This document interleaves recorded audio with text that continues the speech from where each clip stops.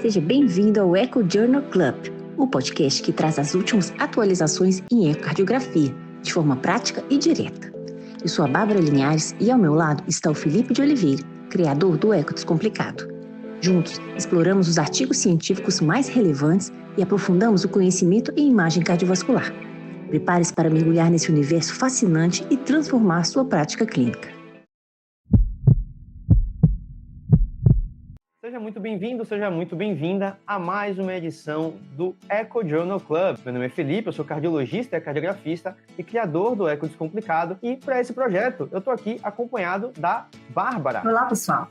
Eu sou a Bárbara Linhares Landesic, sou cardiologista e ecocardiografista do Hospital Biocor Redditor, em Belo Horizonte, e sou criadora do podcast The EcoCast, que trazemos atualizações em cardiologia e ecocardiografia para vocês. Tenho certeza que, na nossa especialidade, sempre há algo que a gente pode aprender uns com os outros. Então, espero que esse seja um momento enriquecedor para todos nós. Esse é um projeto que tem por objetivo trazer aí as principais publicações das revistas mais relevantes para o nosso universo aqui da cardiografia, tentando trazer essas publicações de maneira mais acessível para você que faz eco no seu dia a dia. Tenho certeza que isso vai te ajudar também a fazer eco com mais segurança, então acompanha a gente para se aprofundar no universo da cardiografia e seguir se mantendo atualizado.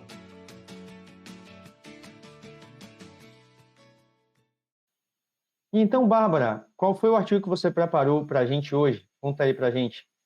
Hoje temos um tema incrível sobre o POCUS. É um artigo original da JACE de outubro de 2024, que fala da avaliação da congestão de múltiplos órgãos pelo score de ultrassom de excesso venoso, o VEXUS, na insuficiência cardíaca aguda. Então, vamos lá. E por que esse artigo? Qual é o desafio na insuficiência cardíaca aguda? Os pacientes geralmente apresentam manifestações clínicas variáveis e uma fisiopatologia complexa. Para nós, como médicos cardiologistas, a gente tem um manejo inicial básico que inclui diuréticos intravenosos, mas a dosagem e a necessidade e a quantificação ainda é imprecisa. Então, os sinais físicos de edema, de periférico ainda aparecem tardiamente e existe muita variabilidade entre os observadores. Então, esse novo score, chamado de score VEXUS, a definição dele é um ultrassom para identificar excesso de líquidos na região venosa para quantificar essa congestão venosa. Quais são os componentes do VEXUS? Ele avalia o tamanho da veia cava inferior e os padrões de fluxo de Doppler nas veias hepática, veia porta e veias intrarrenais. E a classificação é muito simples, de VEXUS 0 a VEXUS 3. Ou seja, são 4 níveis. Então, o que o estudo determinou?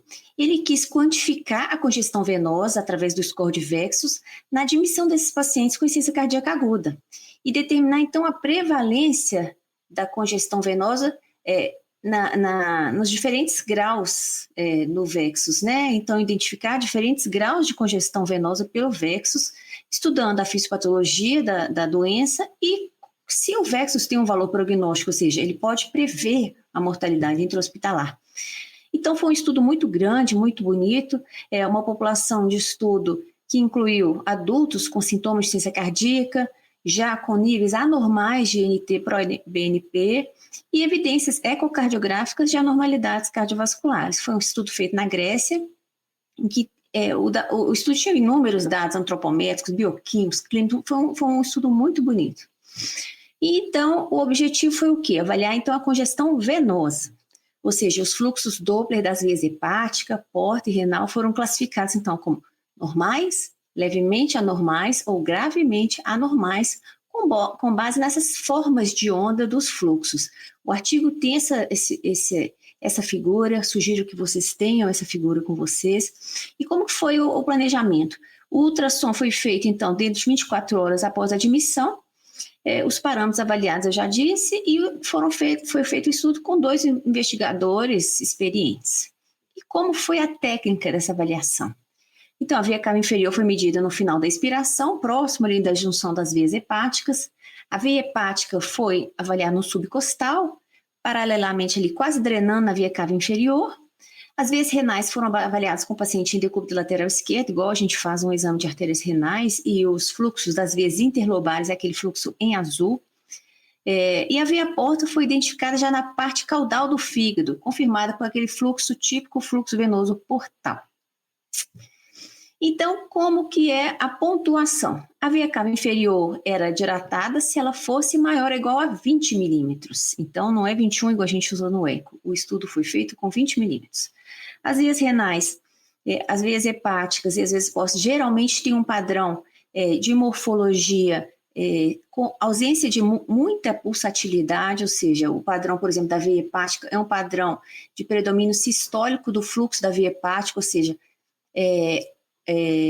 então vamos lá, recapitulando.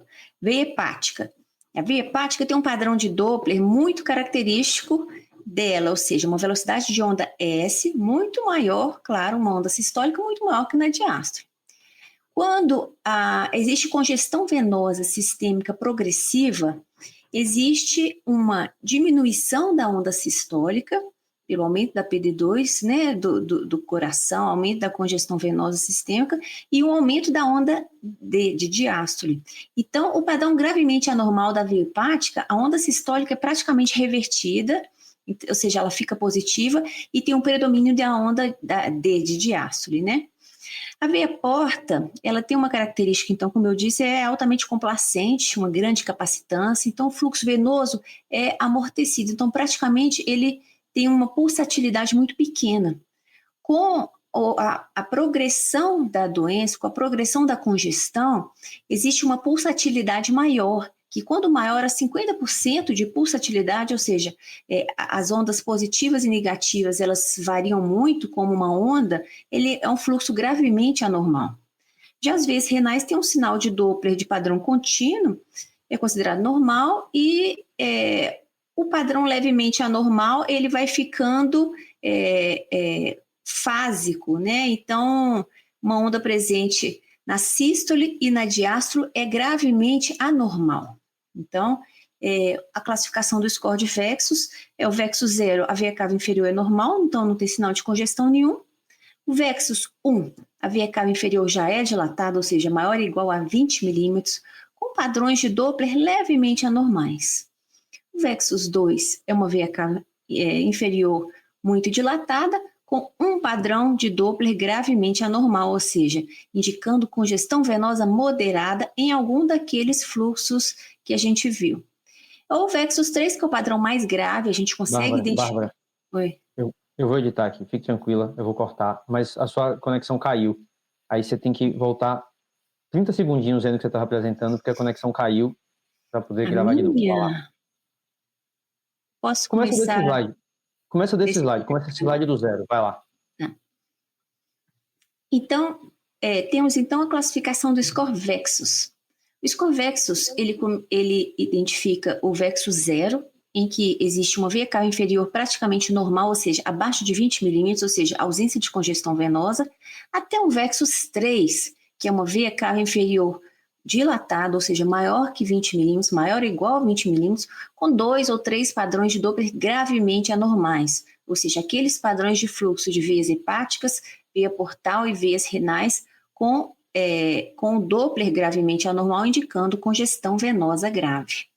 Então, quais são os resultados desse estudo?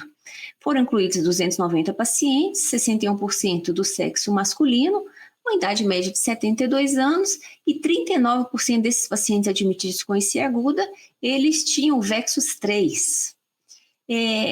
Clinicamente, a etiologia da insuficiência cardíaca aguda desses pacientes, na maioria deles, foi cardiopatia isquêmica, seguida de valvopatias.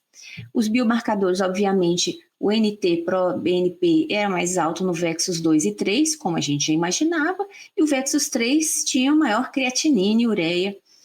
E o tratamento que esses pacientes tiveram no Vexus 3, eles precisavam de mais inotrópicos e diuréticos, como era esperado, né? O Vexus 3 como sendo o mais grave. Mas e aí o estudo quis comparar com as características ecocardiográficas. E o que ele mostrou? Que a função ventricular esquerda desses pacientes não tinham diferença entre os grupos VEX, ou seja, fração de ejeção, strain longitudinal global não variaram entre os valores de VEXUS, os grupos de VEXUS. Já a função ventricular direita, ou seja, os índices de função do VD, foram piores nos grupos VEXUS 2 e 3, e as pressões pulmonares, obviamente, no VEXUS grau 3 foi associado uma PSAP maior.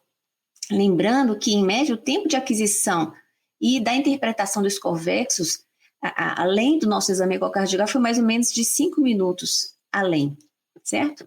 E quais foram os preditores de um VEXUS grau 3, ou seja, eu tenho um VEXUS grau 3, é o exame ultrassonográfico. Ao ecocardiograma, o que é preditor de excesso de congestão venosa? Ou seja, vamos ler. Primeiro, a relação é a linha média alta. Foi um indicador de pressão de enchimento e se correlacionou com o VEXUS grau 3. O aumento do diâmetro diastólico final do ventrículo direito, refletindo o remodelamento do VD, foi correlacionado com o VEXUS grau 3. O strain reservatório do ato esquerdo, que é um marcador de função atrial esquerda, também foi baixo, também foi pior, além da insuficiência tricúspide grave, que indica uma disfunção valvar significativa e crônica, indicando pressões de enchimento aumentadas e um remodelamento reverso aí do ventrículo direito. Então, resumindo, o score VEXUS elevado reflete, então, a incapacidade do VD de lidar com esse aumento da pré-carga, levando, então, a pressão elevada do ato direito, que é transmitido para trás, né, no leito venoso, na IC aguda. Então, vamos lá. Como foi a mortalidade intra-hospitalar?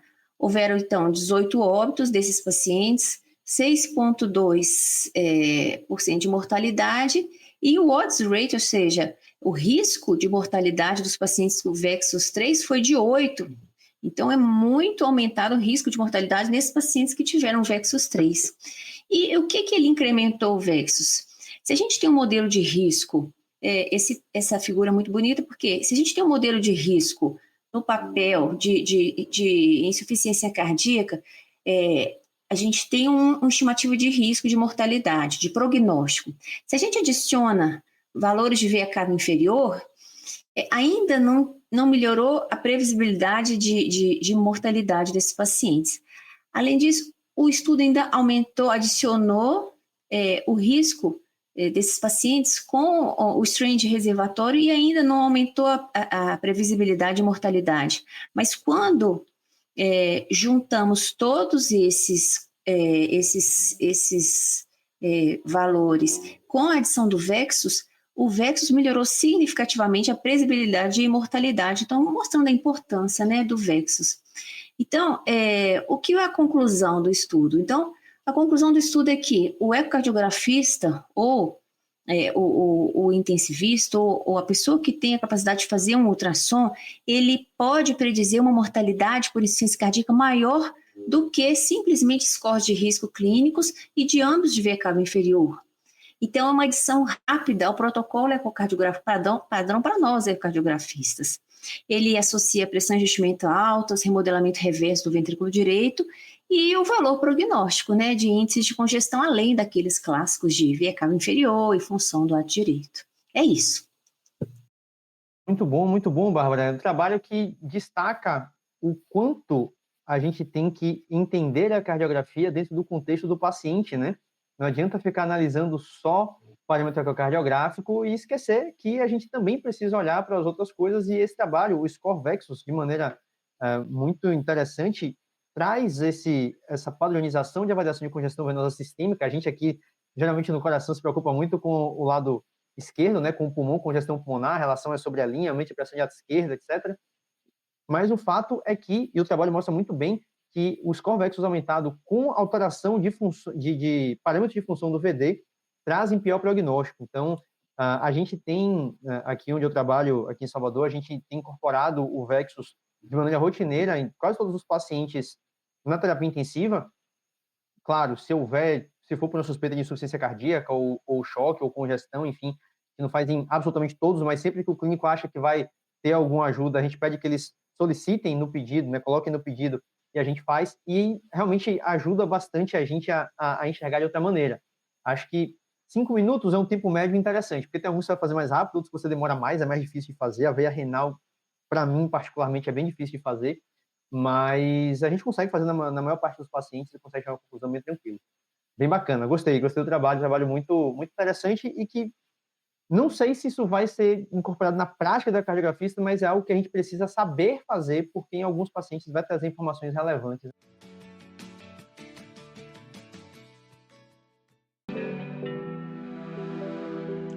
Obrigada por nos acompanhar no Eco Journal Club.